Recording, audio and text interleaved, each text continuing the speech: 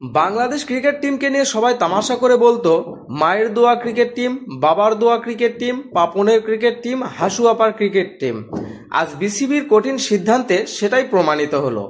এখন চলমান Asia cup 2025, যেখানে বড় বড় টিমগুলো তাদের শক্তিমত্তার পরীক্ষা দিচ্ছে, সেখানে পাকিস্তান এবং ভারতের বিপক্ষে লজ্জাজনক হারের পর কঠোর সিদ্ধান্ত নিল বাংলাদেশ ক্রিকেট বোর্ড বিসিবি।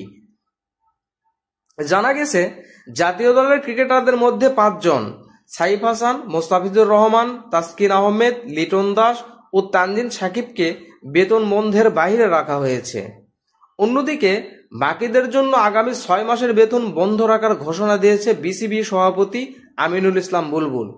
বিসিবির সূত্র বলছে, এই 5 জন ক্রিকেটার সাম্প্রতিক সময়ে ধারাবাহিক পারফরমেন্স ও লড়াকিকতা মানসিকতা দেখিয়েছেন, কিন্তু দলের বেশিরভাগ খেলোয়াড়ই ব্যর্থ হয়েছেন, যা বোর্ডকে কঠিন সিদ্ধান্ত নিতে বাধ্য করেছে। ক্রিকেট বিশ্লেষকদের মতে এই পদক্ষেপ ক্রিকেটারদের জন্য বড় ধাক্কা হলেও শৃঙ্খলা ফিরিয়ে আনার জন্য এটি কার্যকর হতে পারে। জাতীয় দলে জায়গা ধরে রাখতে হলে পারফরমেন্সই এখন একমাত্র মাপকাঠি।